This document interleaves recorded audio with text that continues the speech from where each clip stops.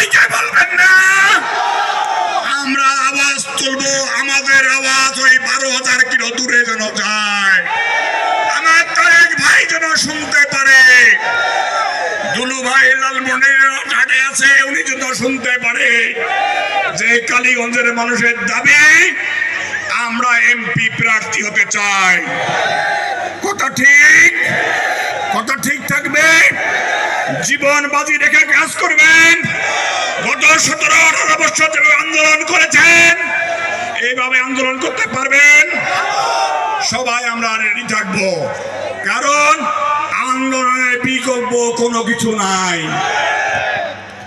আমরা আন্দোলন শিখেছি, আমরা রাজপথে ছিলাম, আমরা জানি কিভাবে আন্দোলন করতে হয়।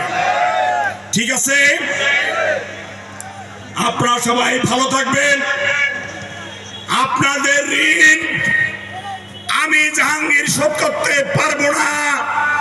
আমি আপনাদেরকে 18 বছর বিভিন্ন ভাবে যখন যেখানে ডেকেছি আপনারা আমার সঙ্গে গিয়েছেন, আপনাদেরকে নিয়ে দেশের এই প্রান্ত থেকে ওই প্রান্তর গিয়েছি, আন্দোলন করেছি।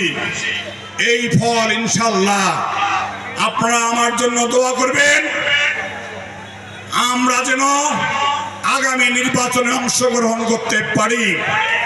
এবং একটি দল ইতিমধ্যে নানান কথাবার্তা বলছে, তারা যে কথা বলে এইসব কথা আমাদের মুখ দিয়া ভাষা আসবে না, এটা দেখবে কেন্দ্র কে কোন ভাষায় কথা বলছে। আমরা কি আর কোনো বক্তব্য বাড়াবো? আর কিছু বলতে হবে? আপনারা সবাই রাজি? ইনশাআল্লাহ নির্বাচন করব, ইনশাআল্লাহ। আমি আর বক্তব্য বাড়াবো না, সবাই ভালো থাকবেন, সুস্থ থাকবেন, এই আশাবাদ ব্যক্ত করে আমি আমার বক্তব্য শেষ করছি। খোদা হাফেজ।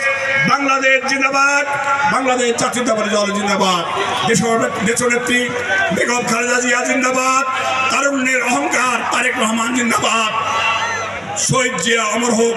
ধন্যবাদ সবাইকে, আসসালামু আলাইকুম।